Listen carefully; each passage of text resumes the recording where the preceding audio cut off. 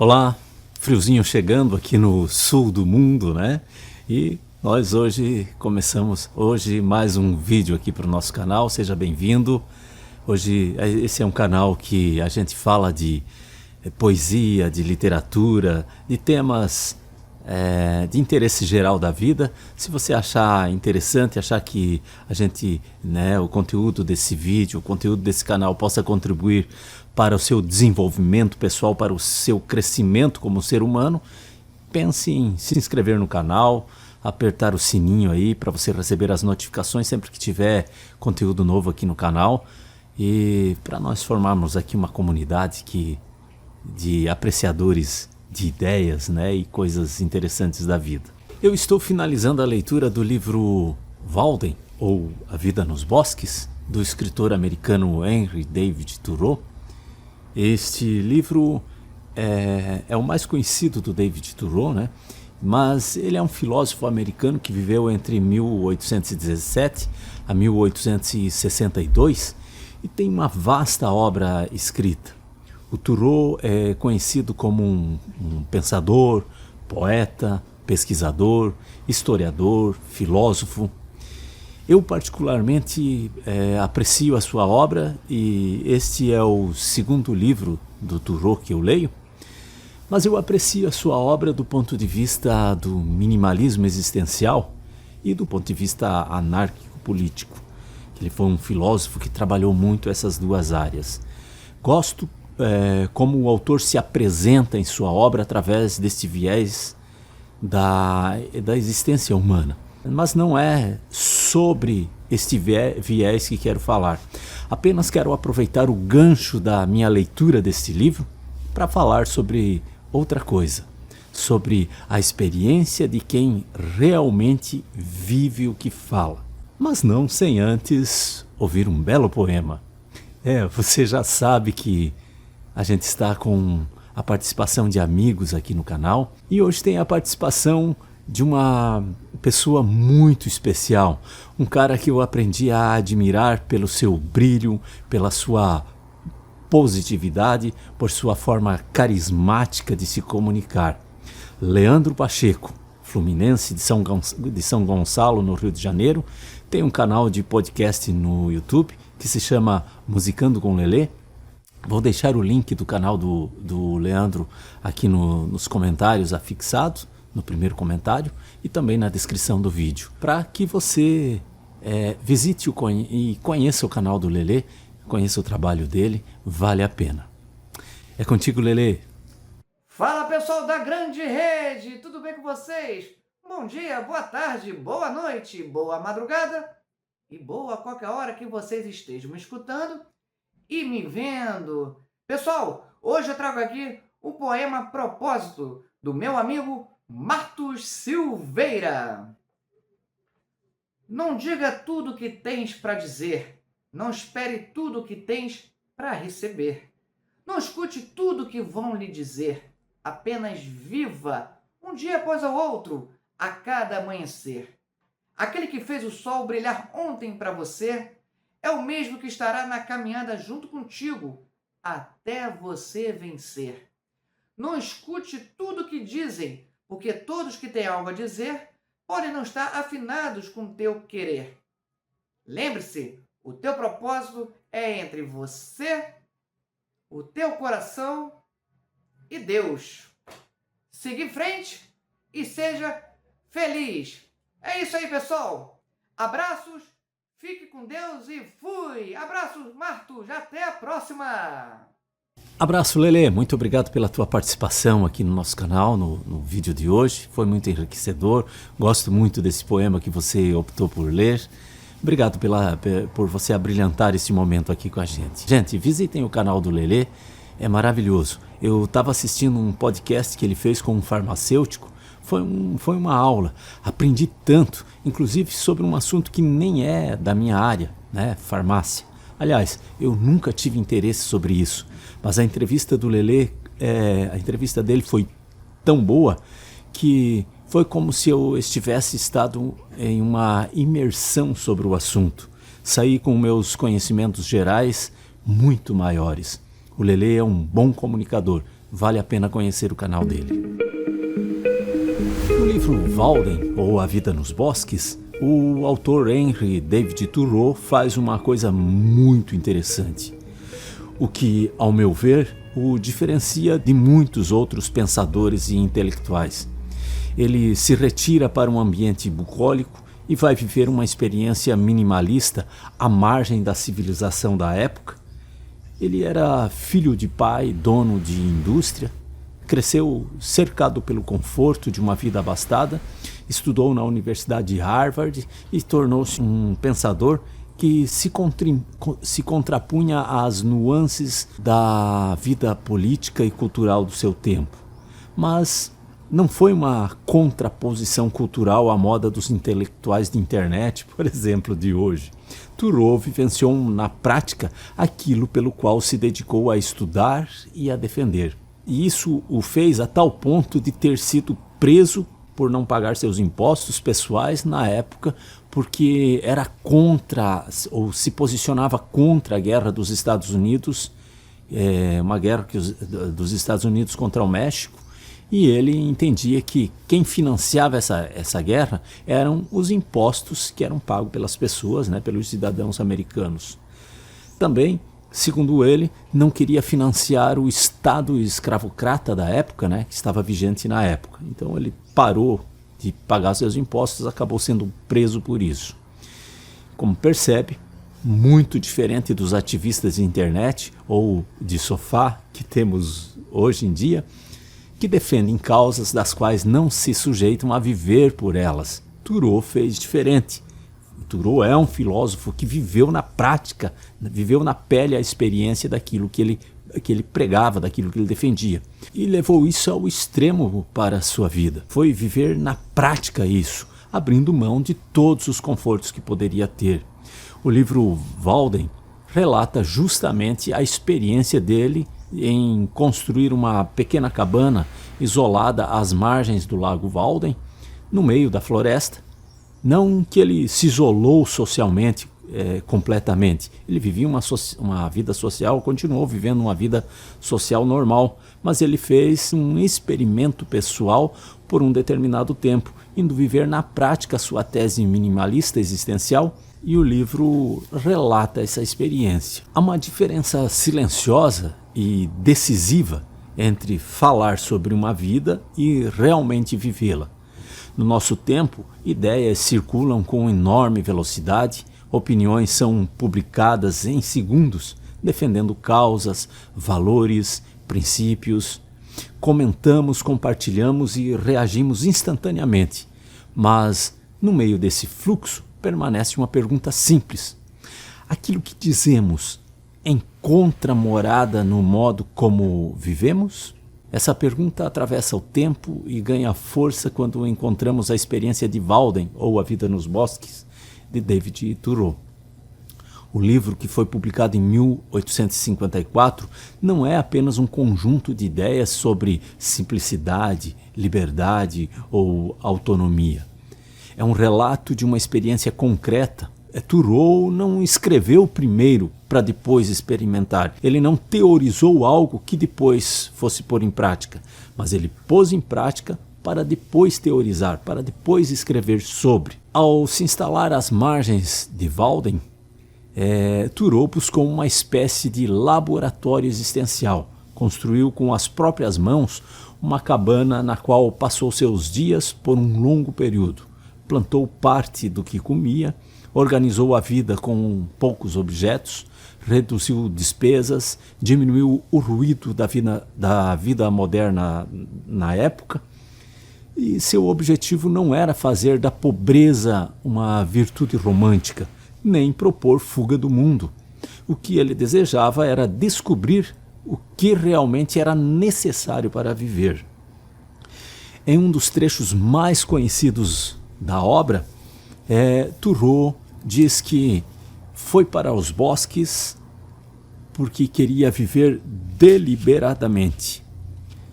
Há uma profundidade vital nessa frase. Viver deliberadamente significa não entregar a própria existência ao automático, significa escolher conscientemente o que merece tempo, energia, atenção e presença.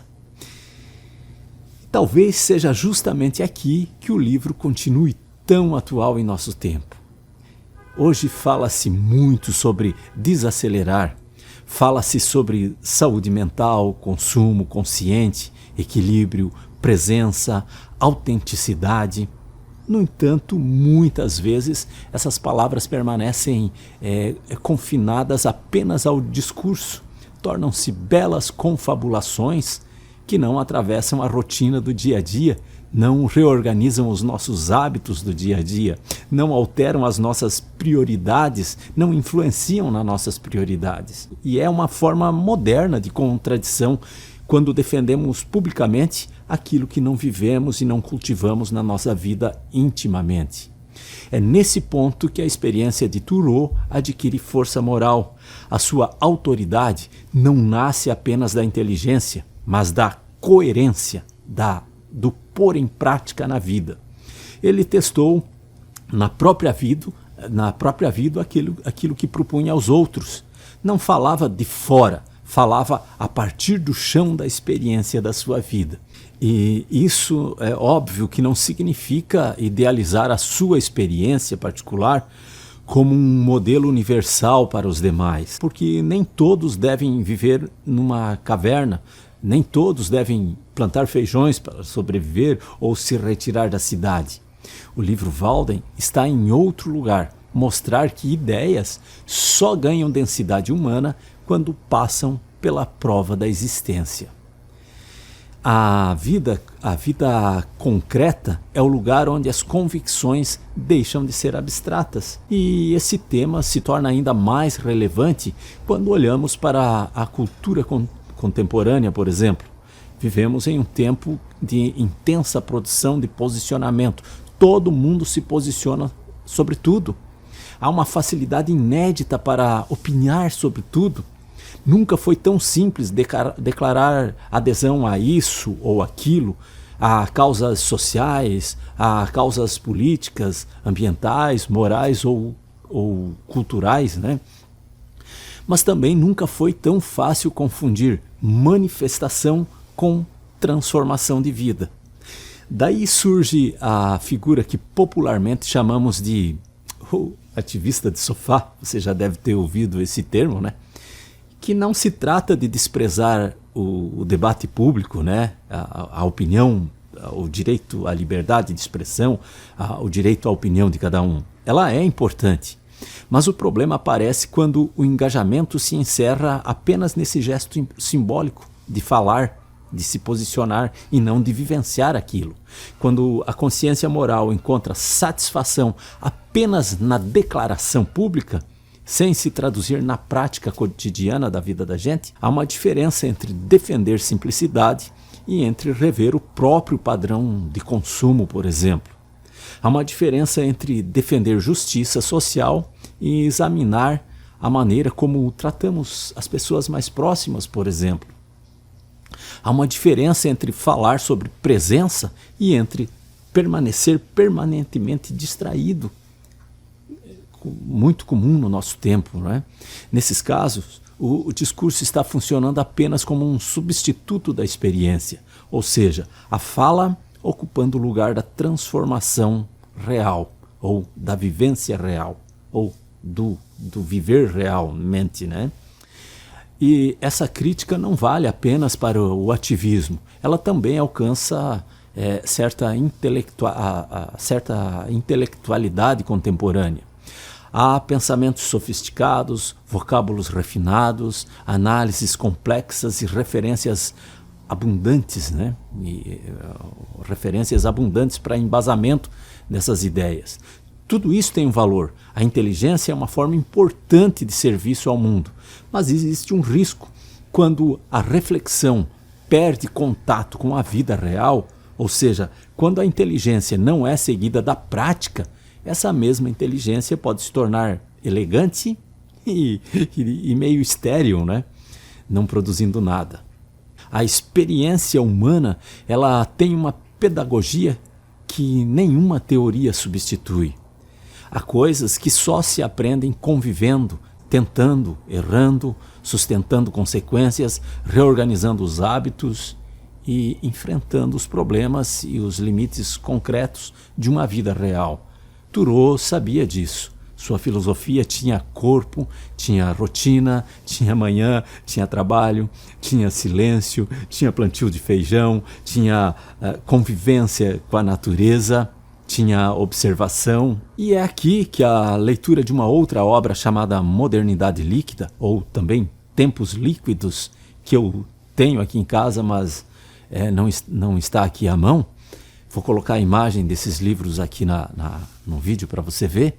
Essas são obras de um sociólogo, um pensador chamado Zygmunt Bauman. E nelas, Bauman descreve ele vê uma modernidade marcada pela fluidez, com vínculos frágeis, identidades móveis, relações rápidas e estruturas cada vez menos duráveis nessas relações. Na modernidade líquida atual que vivemos, projetos não amadurecem porque são substituídos por impulsos. Convicções cedem lugar a meras performances instagramáveis, E nisso tudo, a identidade corre o risco de se tornar uma vitrine de posicionamentos mais do que a construção de um caráter. E nesse ambiente, viver o que se fala torna-se mais exigente e ainda mais necessário, porque coerência demanda permanência. Ela pede tempo, pede continuidade, pede renúncia, pede prática no dia a dia. Não é uma coisa que nasce de relance no instante da postagem, mas no longo do trabalho silencioso de alinhar o discurso, gesto e modo de habitar esse planeta que chamamos de mundo, Outra obra que ajuda a iluminar esse ponto é o livro A Sociedade do Cansaço, de Byung-Chul Han. Han observa que o sujeito contemporâneo está exausto não apenas por trabalhar demais, mas por viver sobre pressão constante de desempenho, sobre exposição constante e autoafirmação constante. Nesse cenário, até a opinião pode se tornar um produto de exibição. É como se apenas falássemos para poder aparecer, nos posicionando para poder também sinalizar um pertencimento a um certo grupo. E isso pode esvaziar a profundidade do compromisso de viver aquilo que se fala. Talvez por isso a experiência de Thoreau conserve um frescor raro. Ela devolve peso às palavras. Em Walden, no livro Walden, a simplicidade ela não é um slogan, é prática, é autonomia, não é um conceito abstrato, é disciplina.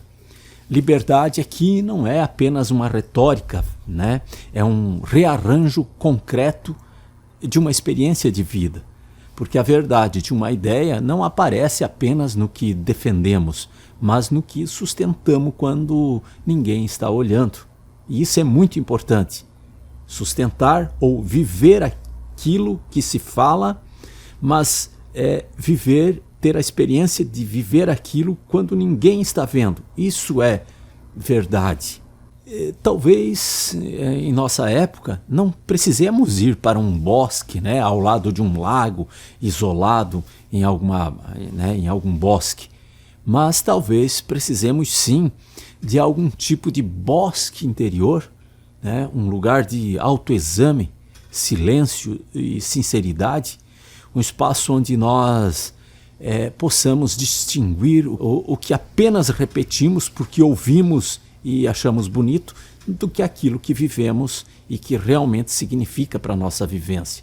Talvez aí a poesia ela tenha um papel importante para fazer com que nós busquemos esse autoexame, busquemos encontrar o nosso bosque interior para esse autoexame. Viver o que se fala não significa perfeição. Todos somos atravessados por contradições, hora ou outra a gente vai se contradizer. A coerência humana não é uma coisa absoluta e perfeita. Ela é um caminho, é um esforço constante, ela é revisão constante, ela é aprendizado constante, mas significa ao menos honestidade de direção. significa permitir que as palavras cobrem de nós mesmos aquilo que exigimos dos outros, aquilo que esperamos do mundo.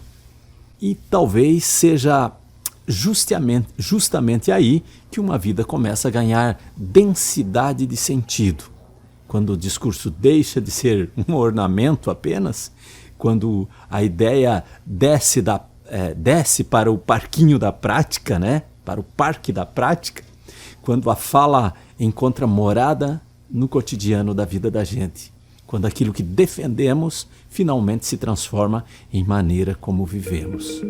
A reflexão do vídeo de hoje era essa. Te agradeço pela tua companhia até aqui. Gostaria que você deixasse um comentário no vídeo dizendo se você gostou, se você se identificou com o tema, se você não é inscrito, eu te convido para você fazer parte, né, desse canal aqui. Deixa a sua contribuição, a sua sugestão nos comentários. A sua crítica também é muito bem-vinda para a gente melhorar os próximos vídeos. Também não esqueça de visitar o canal Musicando com Lelê, para você conhecer o trabalho do nosso amigo Leandro, que abrilhantou esse momento aqui com a bela leitura desse poema. Um grande abraço, até o próximo, se Deus quiser.